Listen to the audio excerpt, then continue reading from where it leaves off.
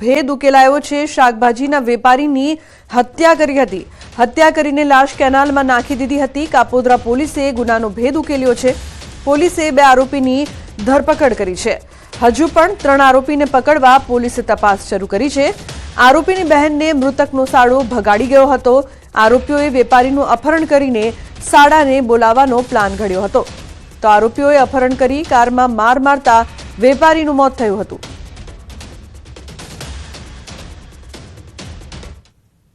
अन्य समाचार सूरतथी सूरतना वेसु विस्तारमां वधु एक आपघातनी घटना सामे आवी छे, जेमां सॉफ्टवेर एन्जिनियर अक्षत शाहनुं मोत निपज्युं छे। एलिगन्स होટલના ચોથા માળેથી પટકાતા 30 વર્ષીય યુવકનું મોત થયું છે।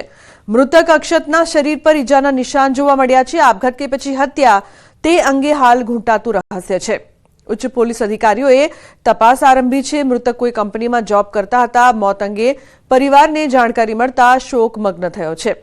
हाल तो पुलिसे अकस्मातनी नोंध करीने तपास शुरू करी है।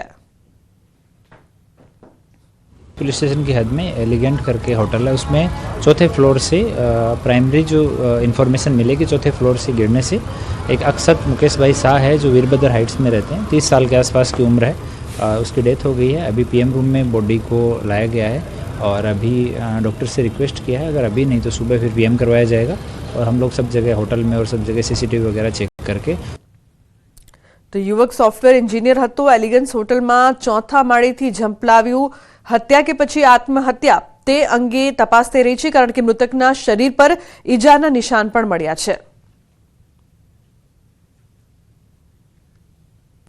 तो सूरत शहर में वधु एक हत्यानी घटना बनी है। चप्पूना घा मारीने युवकनी हत्या करी है। प्रेम प्रकरणनी शंका राखी हत्या करी होवानी वात हत्याने अंजाम आपीने हत्यारा फरार थया छे। तो हत्याने अंजाम आपनार मुख्य आरोपी सगीर होवानी वात घटनाने लईने डुम्मस पोलीसे वधु तपास हाथ धरी छे। तो प्रेम प्रकरणमां हत्या कर्यानी आशंका छे। चप्पूना घा मारीने युवकनी हत्या करवामां आवी छे। पोलीस आ मामले वधु तपास करी रही छे। तो सूरत शहर में वधु एक हत्यानी घटना सामे आवी छे। चप्पूना घा मारीने युवकनी हत्या करी देवाई छे। तो प्रेम प्रकरण में हत्या कर्यानी आशंका जोवा मळी रही छे। उल्लेखनीय छे के पोलीस आ मामले वधु तपास करी रही छे।